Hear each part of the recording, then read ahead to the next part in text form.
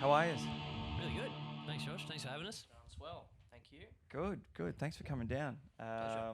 Welcome to Big Wonder. Thanks. Cheers. Thanks for having us. Yeah, cheers, everyone. Indeed. Congratulations on the new job. Thank you. That's pretty awesome. Yeah. I'm a commercial man now. Commercial. Yeah. He's crossed over. I know, to the dark Can't side. go back. Well, that's I think one. you can. Who was it? There was it Spike Jones does commercials? All right. I'm gonna just tune you in on the mics here, guys. You're gonna have to pass that shit. Okay. All right, Yeah. all right, I know it sort of breaks up the flow a little bit. That's all right. Yeah. But I've had just having done this a couple of times now. But it's funny, right?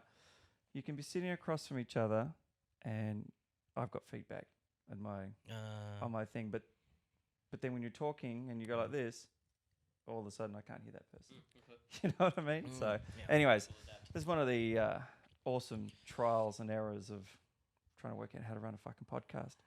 Adapt. Yeah, Overcome. Survive. Exactly. Ben drills. I'm Ben. Gonna have to drink my own piss. So tell me, you've just wrapped on your second project for VCA. Yep. VCA? Yeah, VCA. Yeah. Yep. And you finished up, you're graduated, Pretty much, essentially? yeah. Yeah. So classwork's done. Graduate in December, I think. I don't think we've even got dates yet. But yeah, all done and dusted. It's the first film that I'm kind of really happy with coming out of VCA, which is I'm really happy about. Yeah, it's been real close to my heart for a while. Of course, my grandfather was in the same unit that the guys in the film are portraying, so that's really close. Just to give home. us a quick talk about it. Sure. Give us so, a promo. My Friend, My Enemy was the film. It focuses on a section of British soldiers in 1944, so the second last year of the Second World War, and they come across a German machine gun position basically in a church, and they sneak around. They want to capture prisoners for intel. Something happens. They end up capturing one of the prisoners, and what happens next is they kind of make a connection with this German soldier and realise that there's a whole lot more to war than just gunning down people and politics and murder and all in the name Yeah, these of are people just like you and I. Exactly. Yep. Yeah, who are forced probably against their will, just like you, or under the illusion that they're, and then they get into it. And Exactly. Not a holiday. Yeah.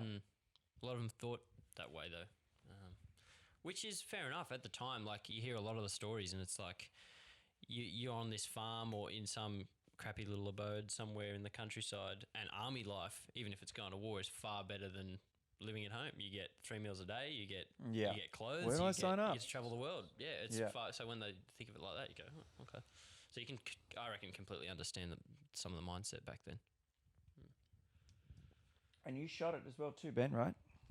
I'm the tech guy. Just can't get enough guy. Yes, I was the visuals man.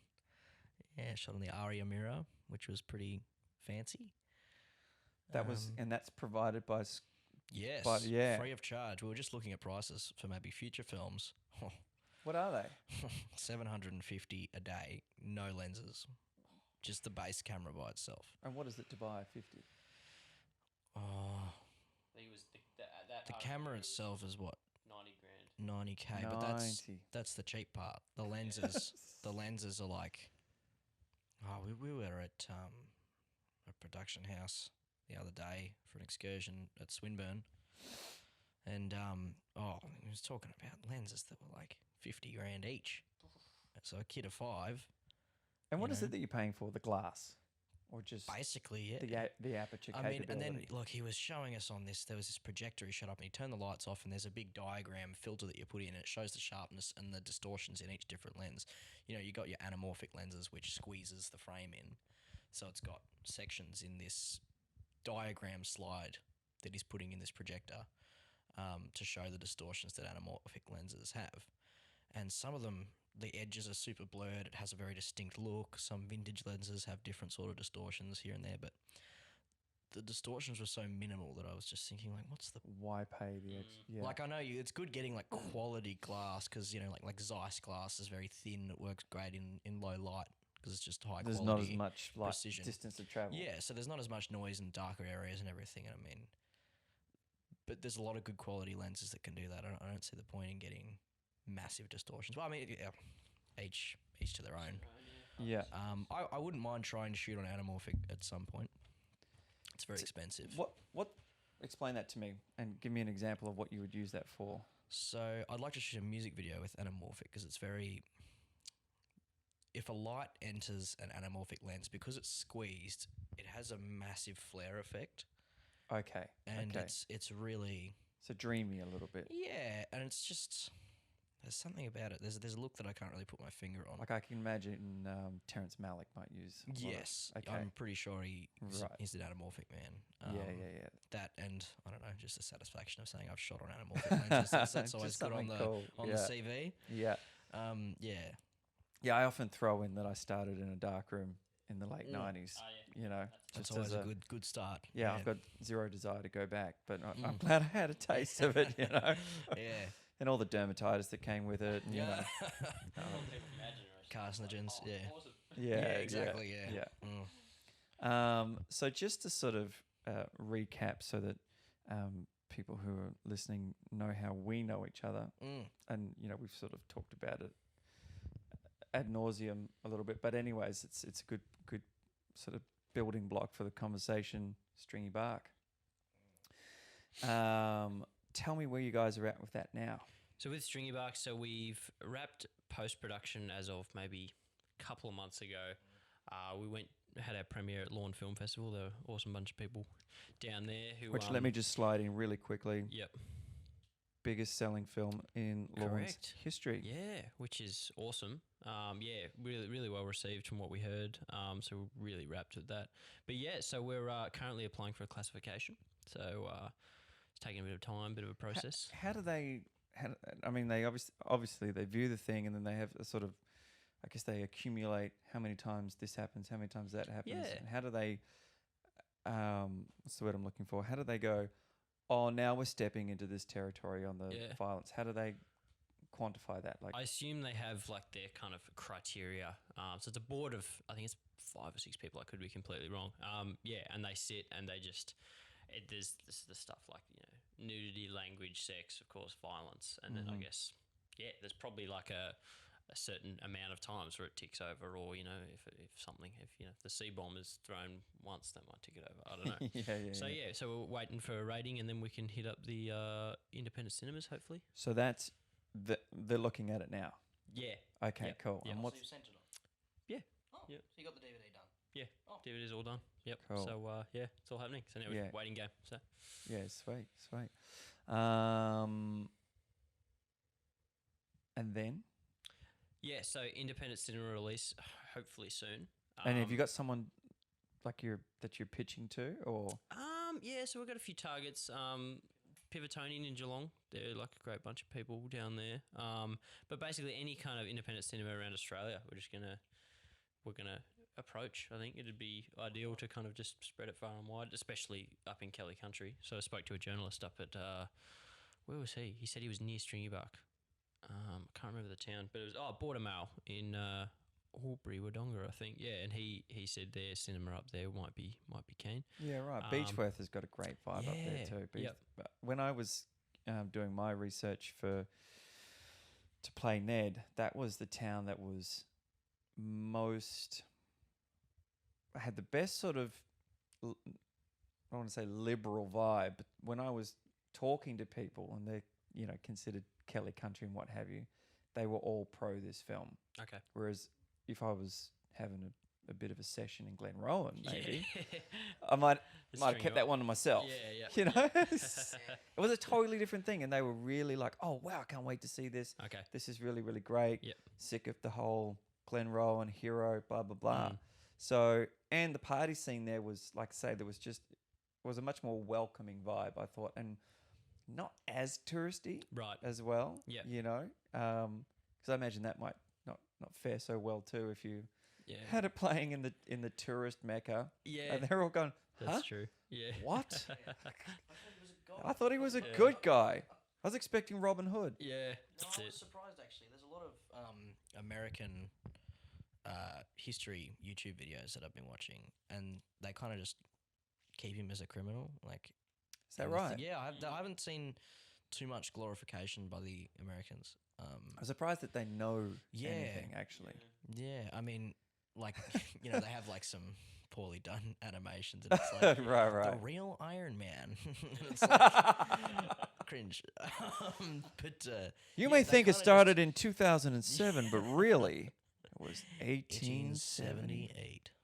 Yeah.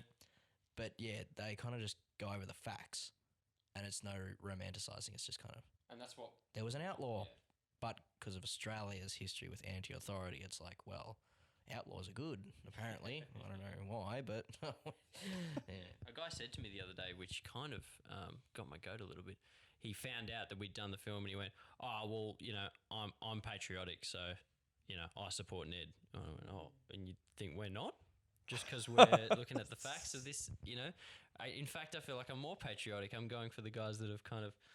Well, in saying that, I'm not going for anyone. It's just merely telling another side of the story. But yeah, these guys were supporting the community, the government, the Crown at the time, and doing a very dangerous job, horrifically dangerous. And it's an interesting thing that you say there as well, that you're telling the other side of Yeah. the story.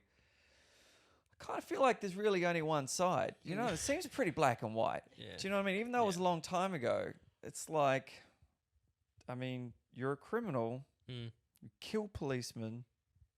That's black and white to me. You know what I mean? It is.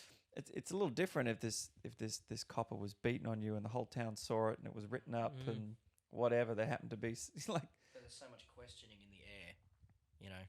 So Yeah, that makes yeah. it more difficult. Yeah. I know it's a pain in the ass with that mic, but you guys are going to cause me hell in editing, so keep it close. Cool. Just cherry up to each other. Okay, that's really, really good. So that'd be cool to see that getting played at a cinema through that region. Yeah, hopefully. You know, See how and we go. also a nice personal touch to something that they still consider quite close to their hearts, especially any descendants of.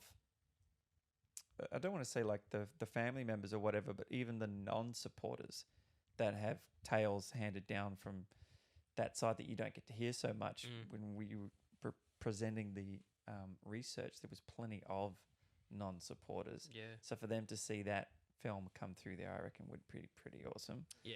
And a good That's the excuse to go on another road trip and Yeah, I reckon. have Oh, yeah. another viewing of it. Yeah. Now, what will you do? The two of you, you've got another year of studies left, Ben. Yeah. Yep, another Yeah. year left. Honours. And Ben, you're out into the I'm world now. Yep. Don't know what next year will bring, but we'll see. What's your plan for it? Oh, look, yeah, just start looking for jobs, start meeting people. Yeah. How will you go about that? Like, Oh, yeah, just go for any kind of job in the film and TV sector. I guess I'm happy to do whatever to start with, and yeah. I'll give me an just start going example from of there. that, and then I think anyone who's listening would be really curious Yeah, yeah. how someone who's just made quite like the film that you've made, and you've got another one in the bag ready to come out. What do you now do at how old? I'm 21. 21. What do you now do to keep that ball rolling? I think, yeah, just keep the creative juices flowing is my plan, I think. And look, this is for both of us. It's been our hobby and that for a long, long time. So we'll never, even though we get, distracted by life or whatever and things just keep coming, it's what we enjoy.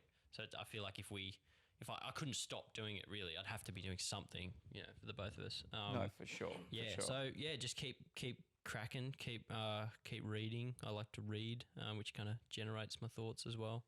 I read the paper even.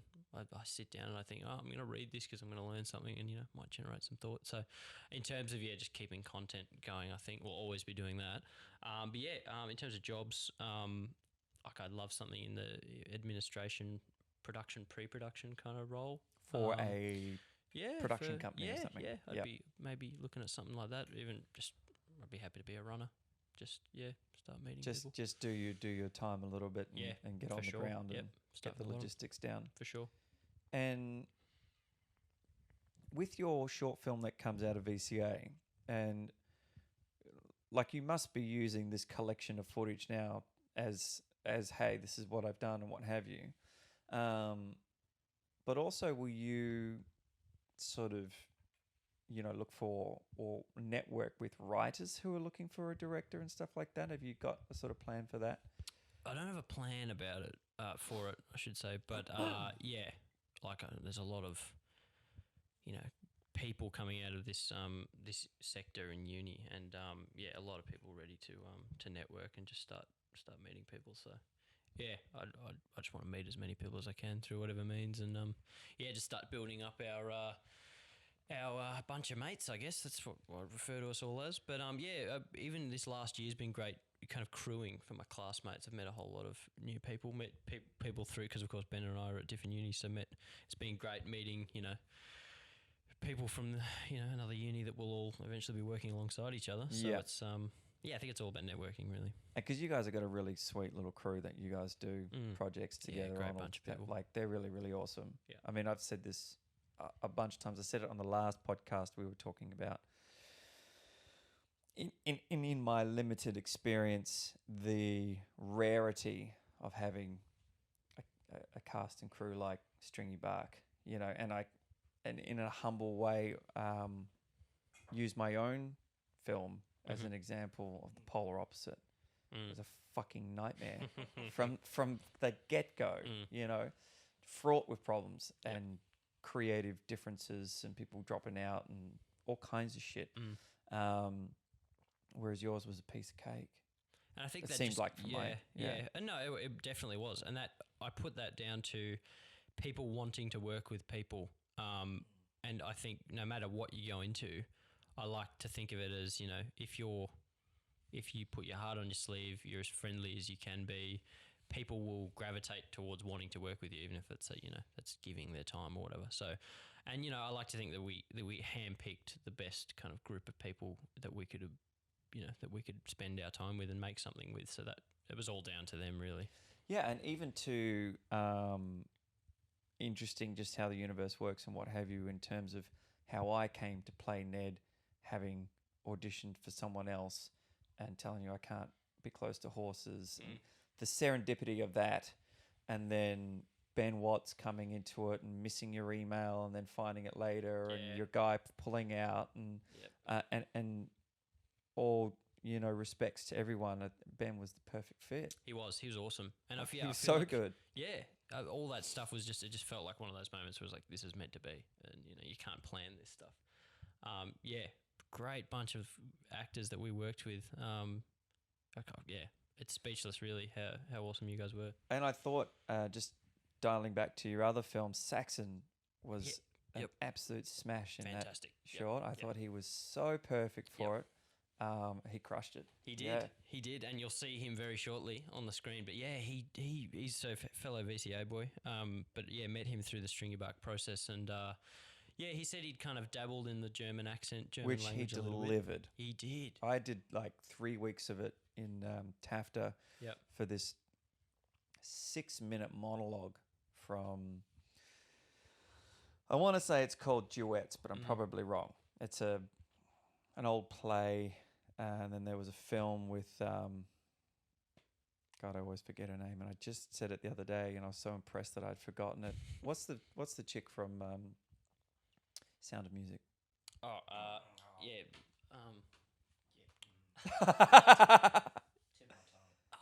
We can it's not cut Daniels this. or something, is it? We can cut this section. I don't want to go. G, I swear. Is it G? No, we won't get into Googling, but it'll come to me in a second. Anyways, that's terrible. It's just lost a female audience completely. We'll come halfway through the podcast. Anyways, and it was a film. Julia something. Julie Andrews. Julie Andrews, yeah. Yay! Teamwork. Jack Daniels' sister. Anyway, she did a film about it, which expanded. It's one of Liam Neeson's first roles. God, he looks so bizarre in it. And Max von Sydow, or whatever his name is. But it was, a 6-minute monologue. I just started acting. The teacher's like, oh, and by the way, you've got to do it in German accent.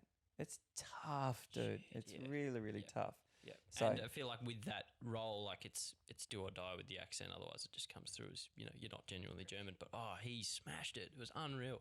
It's one of those things that people just hate on you massively for if you don't nail it, unless you're 100%. an A-lister or something like that and you're doing a great job already, and they just go, Exactly. we'll let it go, Yeah. And And we had an awesome girl on set, Melina. Her name was RMIT student, but she was doing props and wardrobe. But yeah, so she's German, so she doubled up as the accent coach, which was fantastic. Yeah, that's great. So that really helped. Was Kira doing a little bit of that when she was on set? Did she sort of help out there? Yeah, she did. Yeah. Yeah. So I think I don't know where she was from in terms of where the characters were from, but yeah, she really helped a lot of that dialogue. Oh, you mean her character or in real life? I meant her. Yeah, where she's really from. She's from Dublin.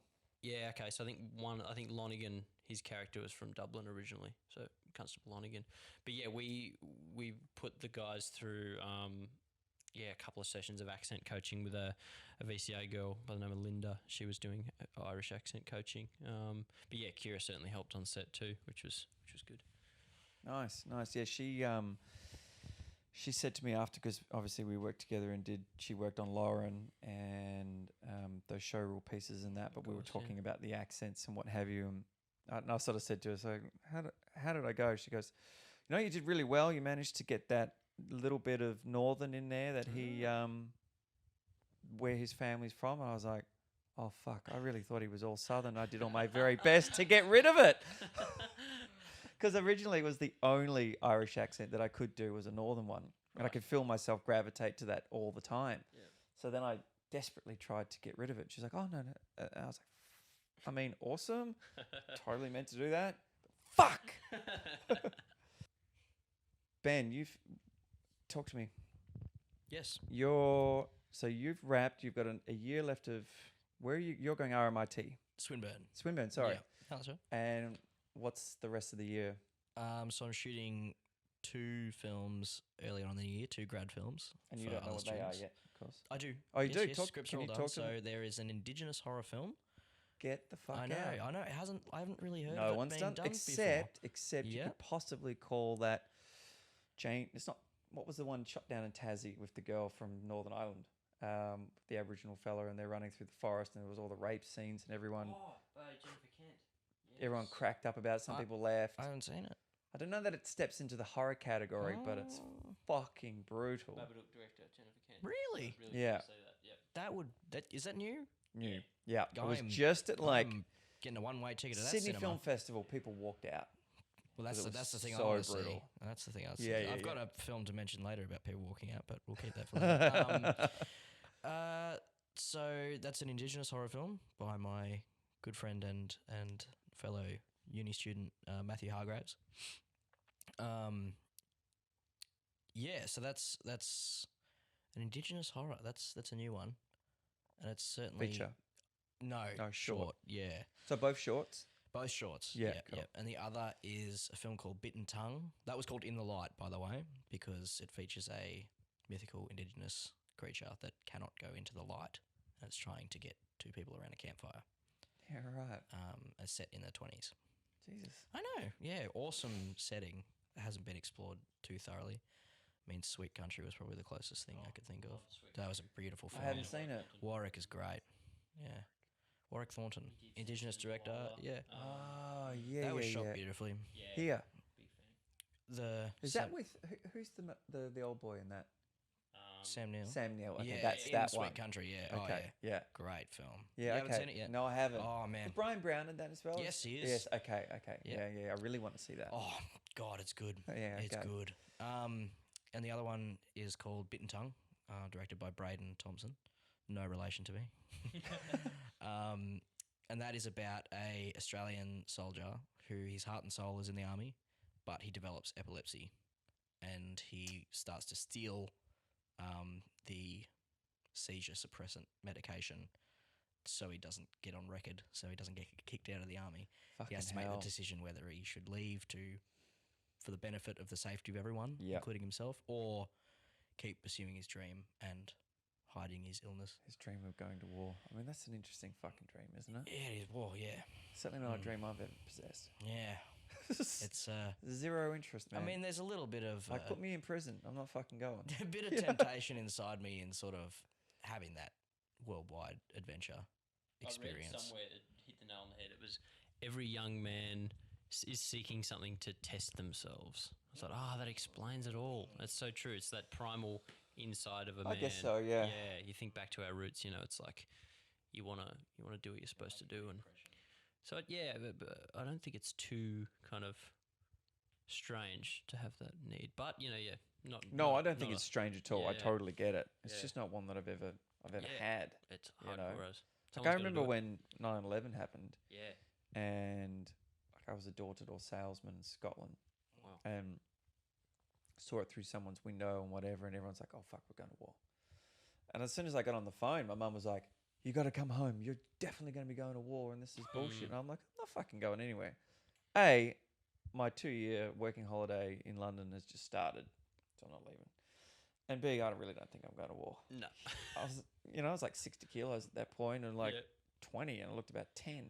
What a door salesman, for Christ's sake. Yeah. I'll make some fucking money. Okay, cool. Yeah. So, Ben, Yes. you'll finish out that year. Yes. You keep doing your work and what have you. You've got a bit of a gap now. Yeah. You'll work on those, and those are finals for Two other students. Two yes, other but students. that acts as my final as a Great, cinematography great. student. Yeah. Yeah. And what's apart from stating the obvious, what's the sort of overall goal, desire? Do you have like a genre that you feel that you will be known for or hope to be known for? I would love to shoot a beautiful war drama. Right. Like Dunkirk. Okay. Something along those lines. Yeah, That's yeah, kind yeah. of the That's style, pretty that awesome. gritty, washed out, but still something about it is beautiful. That is what I aspire Cool. to get to. You've seen The Thin Red Line? Yes, God, that is a beautiful film. Yeah. Oh, yes. Yeah, it sure Yes. is. I mean, I really, really like Terrence Malick, but I struggle, I must confess, with some of the Films he's done. Tree of Life, I heard, is a slog. It's a real labour. It's a love or absolutely despise. It's beautiful, but I still haven't made it through to the end. Man, I haven't even tried. Yeah, but I The know, Thin Red like, Line I yeah. loved. Oh, that was so I went and saw good. that cinema when I was like 17. Oh, Yeah, incredible. So something in that realm. yeah. I mean, we've touched on it, but I'd certainly love to perfect my craft and keep making war films with Benno. What wouldn't you do? What wouldn't I do? Comedy is hard to shoot for me because I'm looking for dark, gritty angles, and that just Right. doesn't work for. Yep, okay, like I've that's shot a couple interesting. of comedy showreel scenes. I look back at them, I just don't like them. Like I don't like how they look. I can't do the comedy. I don't know how, like cinematographers in the comedy genre do it. Like they've just got a look. Everyone has their look. My look does not suit comedy at all. Yeah, right. I've figured that much. Yeah, it'd be interesting to try at some point. Yeah, but it is a risk because I don't want to go in blind. Yeah. So, yeah. Well, that would be good, just because you have shot a couple of my showreel scenes to work with, whoever as a newcomer. Yeah. You might even find someone that comes along your door at some point when you are ready to lay down some time for free and say, look, I don't shoot comedy. I really want to have a crack at it. This is a comedic scene. I'll give it to you for free if we work out and this is just something for us to do. Maybe it doesn't work. Maybe you have to go and get someone else to shoot Exactly, it. yeah. You can look at it as a rehearsal, but you just, because there must be a way. I know there are some rules to comedy. I feel like, and I'm probably talking out of my skill level here, but from what I've heard, there's probably one of the most rule heavy genres in terms of timing. And I know that you can, there's the timing and the editing on a comedic film would be. Editors for comedy are geniuses. Right. It's just, but even your shot planning and leading the audience. Because you've got to move at such a pace. You can't have a slow paced comedy. No. A Yeah, I'm trying to think of meaningful. slow-paced I mean, you can have comedy a is meaningful comedy, but it jumping still out. rips along. Yeah. Yeah. I think probably like Notting Hill is probably one of the only films I've haven't ever seen seen where they have this montage that is really slow and it almost beats out across a whole Al Green song, which is like this. There's no dialogue in that, but you're like, whoa, this is really slow paced monologue in the middle of a reasonably quick paced, Hugh Grant type comedy. Hugh Grant. Back in the day, I mean, you got to hand it to him. He's weathered the Can't storm. put him in a drama. What is he? Has he been in a drama before? Maybe what was the film with Tom Hanks and Halle Berry? The multiple timelines. Saving Private Catwoman. What was it? Oh man, we're having a fucking Cloud Atlas. Cloud Atlas. That was I never saw that. It Now, was too lot of- wacky for me. It's actually really, really good. Really? And I really, really liked it. Okay. And I thought that Hugh Oh. Grant, he plays this like cannibal in like Whoa. full paint on a horse, the whole bit. That is interesting. And I thought he was brilliant. I would not have picked that. And you're looking at it because you don't know it's him.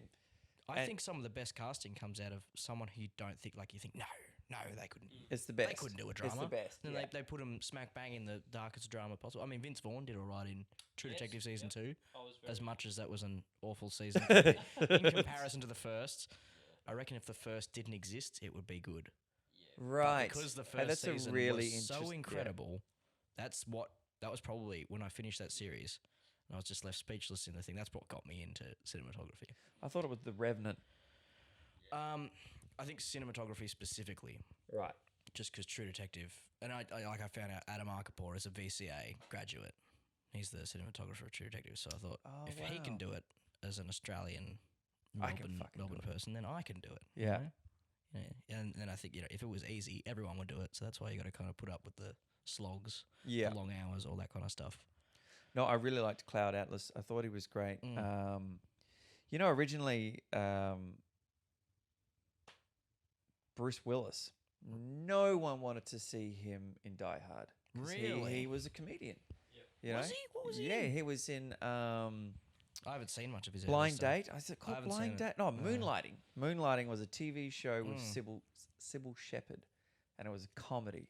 It was a sitcom. The whole show, right? He was funny, in that kind of high energy kind of. And then, wait, what? Bruce It's Willis trying to- as a fucking action Yippee-ki-yay, hero, motherfucker. and he smashed it. Oh man, him and forgive me, I've blanked.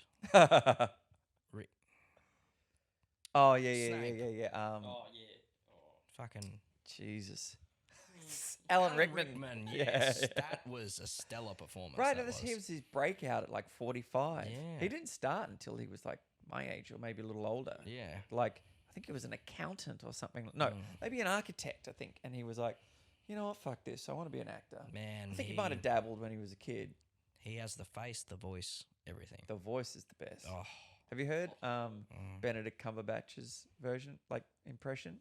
of Alan. Alan. No. Yeah, on Jimmy Fallon, I'm pretty sure. Oh, yeah, it's yeah. very good. No, there's some good. Have you seen those deep fake videos where someone does a impression on Jimmy Kimmel or whatever? Yes. Or Jimmy Fallon. So many Jimmys. Yeah, have you seen and Old then- Mates of Tom Cruise? Yes, and Al Pacino. Bill Hader's Al Pacino. Bill Hader. And you know what deep fake is? No. Oh, it's like this newish kind of like, is it like on a dark web kind of thing? I don't know. I don't know how the fuck I they don't, do yeah, it. I don't know, but it's like they like put a celebrity's face on someone, but it molds perfectly to their like 3D facial structure. Okay. So you can create like a And fake they video of dial like, in and out. oh man, it's like seamless. It's Really? really I great. thought Bill Hader had gotten like a scar on his eye just to do a Scarface impression. Yeah, because But it was just deep fake. you see the thumbnail for the Mm. video, and you're like, I know that's Bill Hader, but that's also Tom Cruise. Yeah.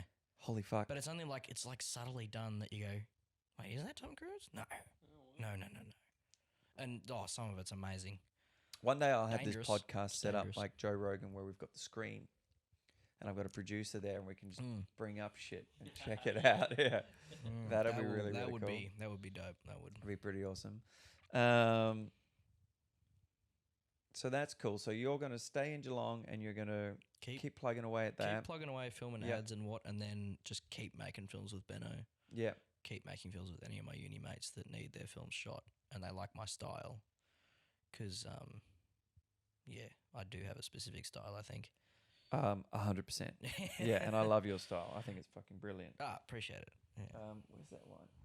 And Ben, Head, do you have an inkling of what you would want to write next? Like, will you write the next thing, or will you just try and stick to directing? Yeah. No, I love writing.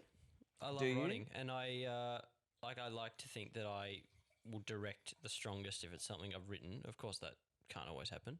I But think, yeah. yeah. Yeah, for sure. Yeah, that's a perfect world. Yeah, again, similar to Benno. I love gritty period drama. That's my thing. I feel like I have a niche for period settings. Even in terms of wardrobe or tapping into a character, I feel like I can. It just feels a whole lot more rich to me in that kind of setting. May I add to that statement? I found even with visuals, if you have a person on the street in casual clothes, modern day, it is very difficult to make that look incredible. I mean, the cinematographers of like modern day dramas, they're working hard. That's to their make that gift. look good. Oh yeah. Yeah. Period drama, you can make that look beautiful because it's Right. already something that's unfamiliar. But we're already transported straight away, No, and we get that exactly, little yeah. buzz when You've we got the see it. And we go, costumes, but it "Oh, had man." the prod design has to be perfect down to every little detail because people will pick it out. It's interesting what you just said then, and I'm thinking of, and I'm trying to rack my brain of an ordinary shot that was captivating, and instantly I'm taken to the opening shot of A History of Violence.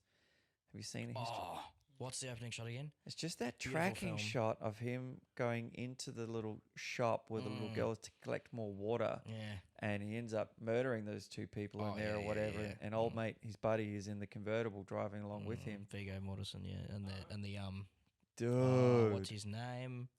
He's from Appaloosa. What's his Oh, name? Ed Harris. Ed Harris, that's the Yeah, one. yeah. Ed Harris comes in a little bit later, and you've also got Maria Bello and William Hurt. Such a good movie. William Hurt is next level in that film. As far as I'm concerned, he was the standout. Yeah. And Viggo's incredible. I But loved Viggo in that film. yeah, what's not to love? I don't know that I've ever seen him in anything post Lord of the Rings that I that's didn't love. true. Yeah. You know, he did some there's shitty that films. film about they go on a journey, long journey. It's in like the 50s or something. Oh, Green Book. Far From Men. Is that what you're talking? Because there's Green Book, which came out, which was phenomenal. Has that got? That's Viggo, yeah. He's a driver. Yeah, he's the driver, the jazz musician.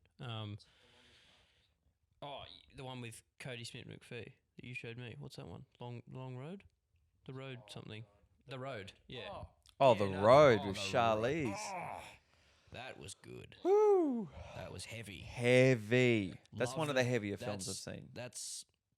I feel like that's the style that I like. That dark, Yeah, you like depressing, heavy as with- fuck. but little subtle moments that are like heartwarming. That's what I love shooting. So have you seen Requiem for a Dream? Oh, have I ever? Beautiful movie. See, that's an interesting way to find some comedic beats in something that's Yeah, because there are. You know, when she gets jacked up on speed and she's running around the house with the vacuum cleaner and lifting up the telly and what have you. Like, there's some comedic transitions in there, and then it just goes. that is that Luxa Turner, that song at the end, the montage where all their lives have just gone to shit. He's cut his arm off, and she's getting double-ended Loses arm, on a she gets- stage. Oh, what does the old dude? Ass to ass. The Oh, dude, yeah.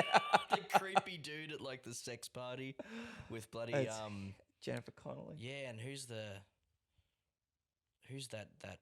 big black fella. yeah. I always forget his name from Something About Mary. He voices over so many So video much. He game did Batman, characters didn't he? as well. He didn't do the Batman animation.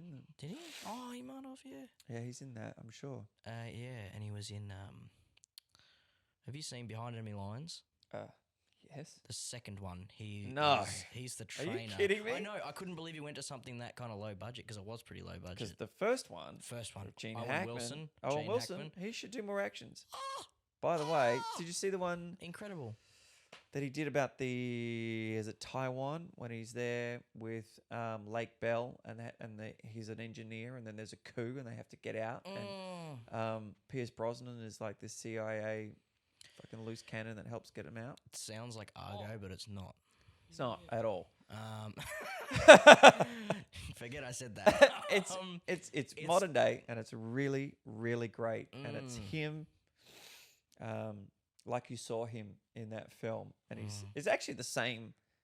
It's kind of the same premise actually. He seems to do it really well. Getting out of the He's country. got to get out of yeah, somewhere, yeah. but he's not a military dude. He's a fucking nerdy engineer. Oh god, that sounds so And there's similar. this scene where they're at the top of a building, and the fucking militia have broken out, and they're coming for them, and there's this fallen structure. It's the only thing that separates them. And they've got 2 little girls, and they have to get across this building. So I haven't seen it. parents throw their kids from building to building. Like first mum legs it. She stops, nearly falls over. Then she legs it again, dislocates the shoulder, rips open a knee, the whole bit. Then he grabs his kids and slings them across this, and you're fucking like this the whole time watching it. Like, I don't want to see a kid fall to her death. I don't want to see a kid fall to her death. Yeah. It's so heavy. Speaking of children deaths, Hereditary. Oh, what a movie! Oh, yeah, we're big fans of horror. Have you seen that? I haven't. I'm not a huge horror fan. I gotta say. Are you gonna watch it? I do. I do want to watch that. Maybe we shouldn't spoil. Yeah. Don't spoil. But if you want to break into the horror genre more, watch that hands down. I feel like there is a good transition happening in horror where there's a stronger drama element. Yes. Yep. Get Out. Yep. Was great. Fantastic. Well, that was of like 3 different genres, wasn't it? Yeah. True. Brilliant. So, and here's the thing, I've acted in horrors, tons of fun, and I love that shit. But to sit down and watch, like I wouldn't even sit down and watch the horror that I was in. Right. Okay. I'm not interested. Yeah, you got to be. But to act into it, it's great. Oh yeah. There's all kinds of special shit going on, and blood and guts and deaths and vomiting and aliens and whatever the fuck. It's pretty awesome, So would you, right out of the gate, you were talking about period, how far would you go back? Like if you've got like a sweet spot you like to... Yeah, I love Australian colonial history. That's my all-time favourite, I think. But I also like kind of 20th century European history, including the World Wars, of course. But yeah, anything including the kind of the birth of our relatively young nation that we have. I find fascinating. What is it though? What is it about that really? I think it's just one of the countries that, well, the only country at the time to my knowledge that was going through that kind of modern day for the time, like it was 19th century, 18th century when everyone arrived for the first time, white settlers, I mean, of course. And I feel like it's just this relatively untold side of history. Like there are a few films out there, but it's something that just needs a whole lot more exploring. And I think, and again, in the same Stringybark approach, just kind of telling it factually, not being muddled by Hollywood or anything crazy. That's why I think The Secret River. Did you ever watch that? ABC 2-part series. Fantastic show about, based on the book by Kate Grenville, about a ex-convict who's pardoned and he has to make ends meet by helping to ferry cargo up and down the Hawkesbury River.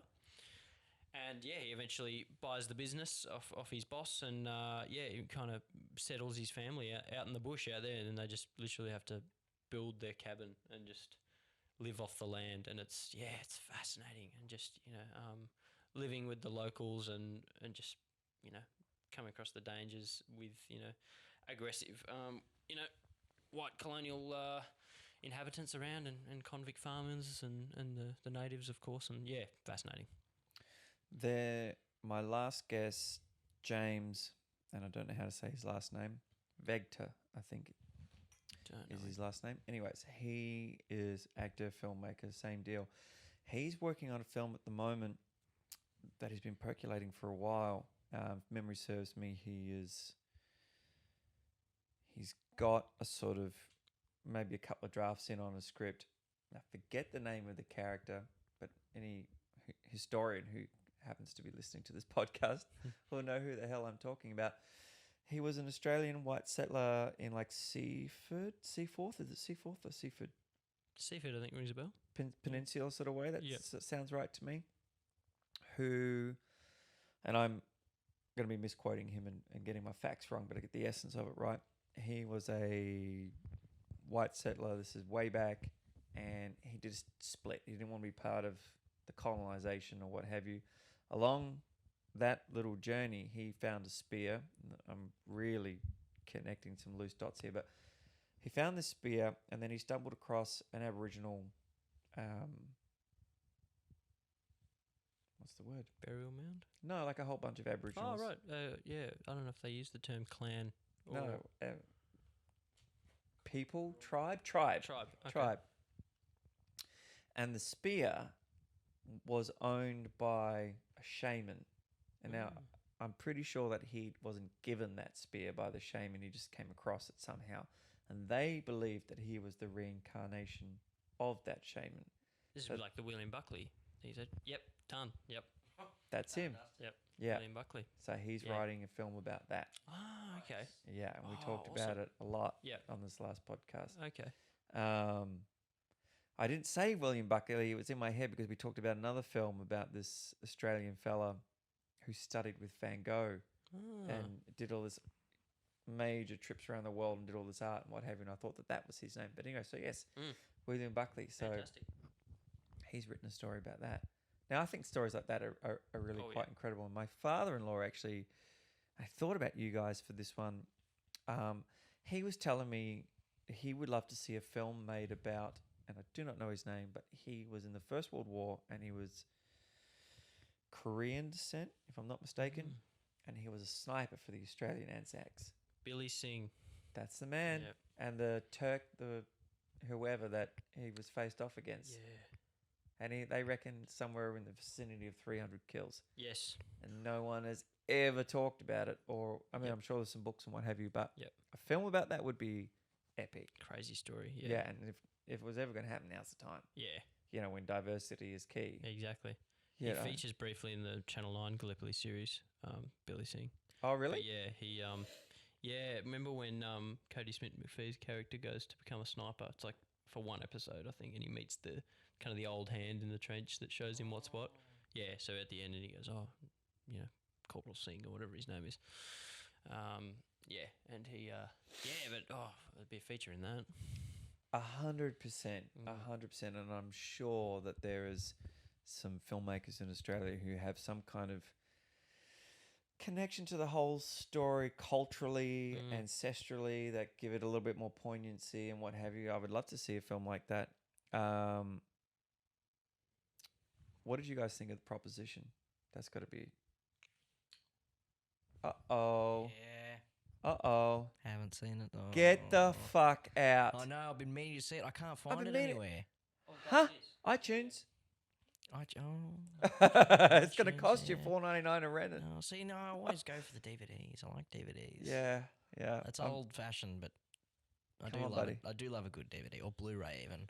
I know, but you know, if you want to start getting nostalgic, I know. Yeah. go and get a VHS. Get it on VHS. No, I love a good VHS. That's good old days. Laserdisc. No. Say the good old days. What was so good about shit quality and have to rewind the tape? Well, geez, the good old days. Dude, The Proposition is next level. Yeah, that's got Guy Pearce, doesn't it? Yeah, and John Hurt, Oh, Danny Houston, yeah. Ray Winston, Gotta say it. Emily Watson. Yeah, it's incredible, and it's written and I want to say directed by Nick Cave. What else did he do? Nick Cave. No, like I know the name, but I've just blanked. He's did the first season of Peaky Blinders. I'm pretty sure. Nice, yeah. Yeah. Bad Seeds. And he also did Lawless. Oh yeah. Guy Pearce, Tom Hardy, Jessica Lawless. Chastain, Did we watch it? Jason Clarke, 20s America. Yeah. Prohibition, Yes. Virginia, Yes. Guy Pearce. I wasn't 110% fan of that. What? Yeah. Guy Pearce with that horrendous split that he raises into. And what's his Shia LaBeouf? Yeah.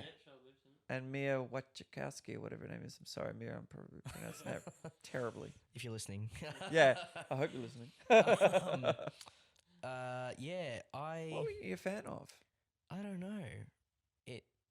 I didn't feel like it brought the West alive, if that That's not makes the sense. West.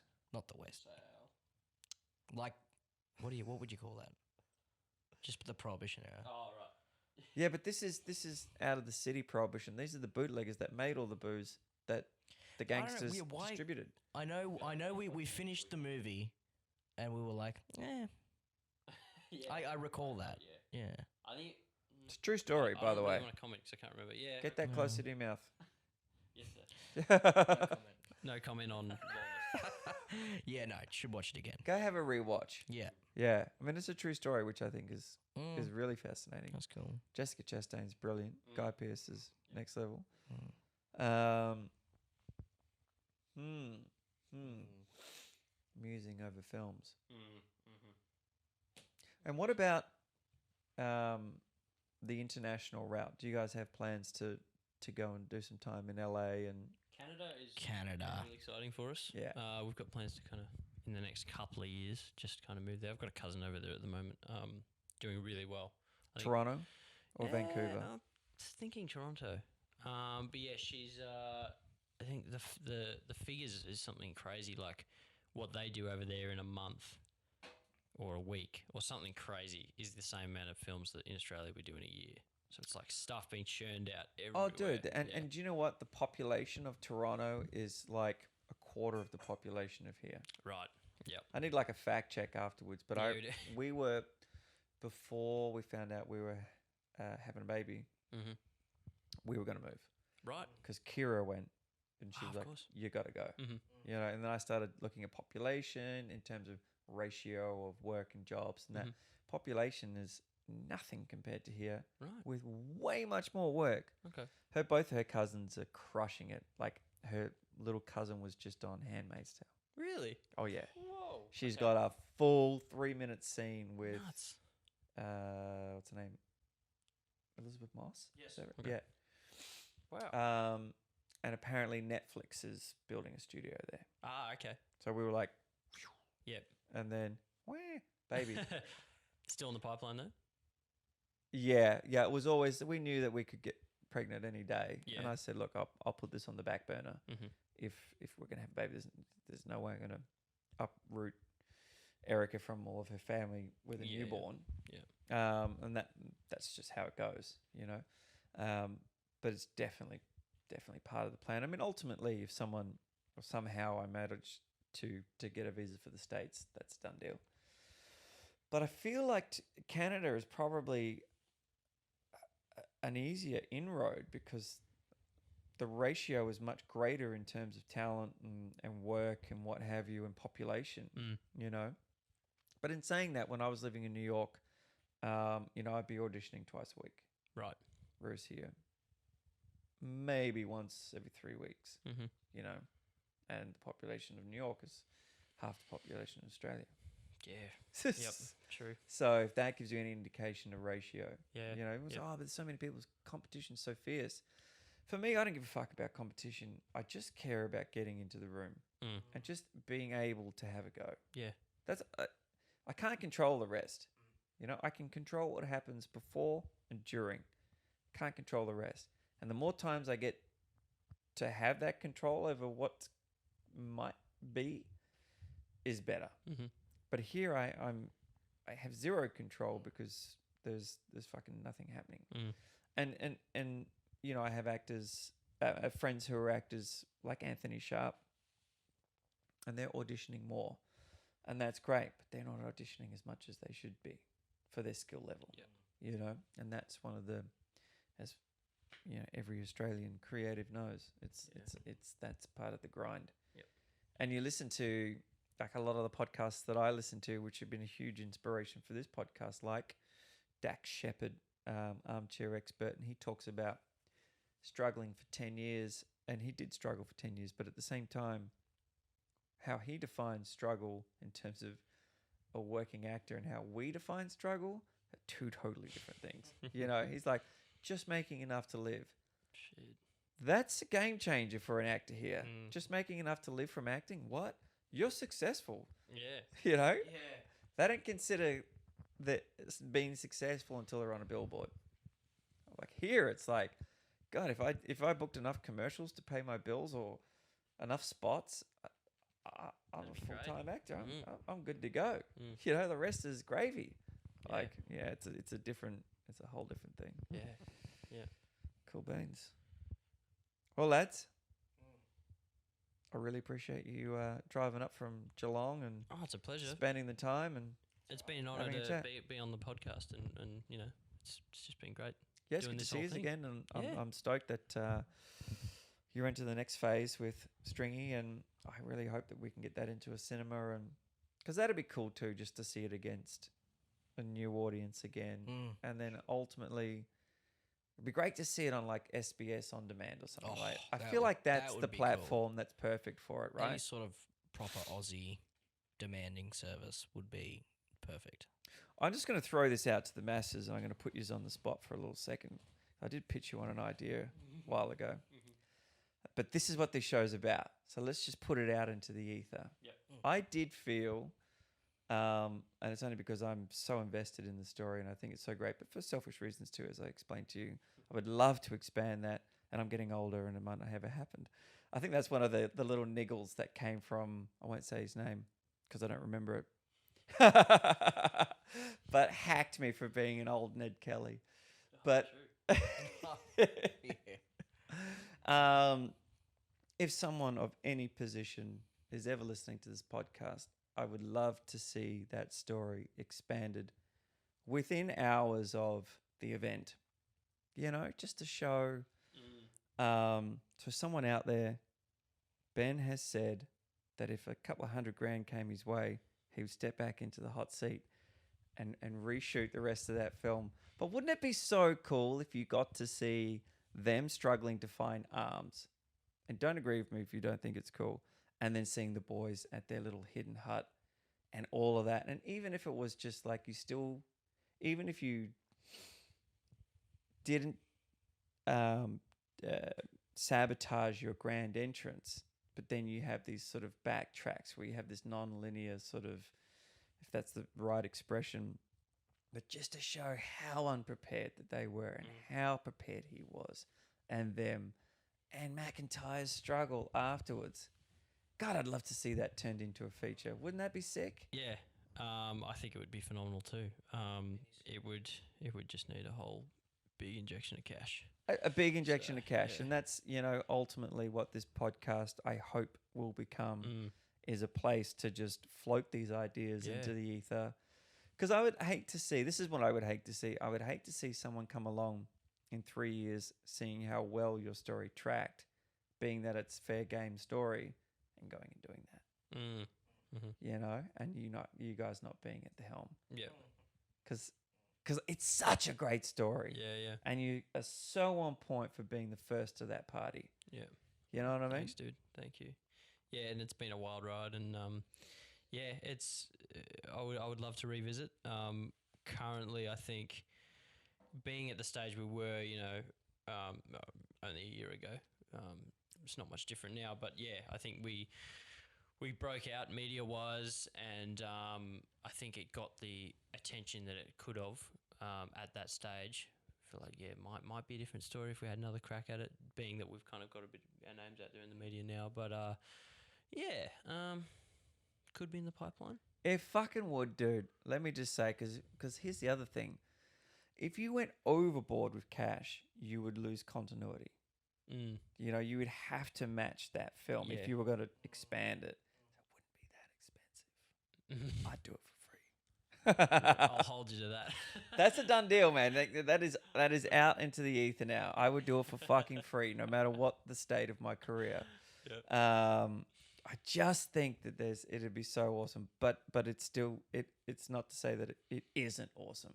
I just think that you have this little nugget of extra room, and then you have this 2-hour feature, and then you've done it, right? And then you hold that story for 10 years.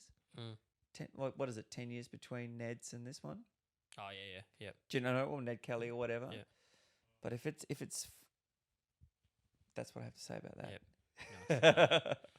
See how we go. That's all I have to say. Yeah, man. Well, really. that's it. That's it. Let's hope someone hears this and goes, I like what these boys are up to. Yeah. Let's do that thing. Yeah. I'm going to give them some cash. It's as simple as that. I will tack on a little information. We were talking about this guy earlier. I don't think it was in the podcast. But most of the people, like your guy in Perth who gave you a big little chunk, are people with cash who want to dabble in the arts but aren't artistic. And I hope I'm saying it right. Howard Houston. He was talking about a young fellow who came to him with a story, and he said, look, you've got a great story. It's a 10-minute little short. but I don't know you. No one knows you. You have no backing. You have no audience. Go back, build an audience. I'll help you do that. I forget the dynamics. Anyways, he built this little web series around it. I think he even wrote like a little comic or something, like just a couple little episodes. I forget what he did, but he did a bunch. Excuse me. And he might have even shot a little proof of concept like you and I did, Ben, of my film, The Park, recently. And then came back, and on that travel, a car dealer owner caught wind of what he was doing. And as an offset for his tax and this and this and that, he had like 5 dealerships or whatever. He gave him $500,000. Oh, nice. And he came back to him and he said, "Oh, how'd you go?" And he said, "Well, guess what? I've got X now to make a feature, and we've expanded and we've got an audience." Wow. So you just never know. You do never know. Someone just in that.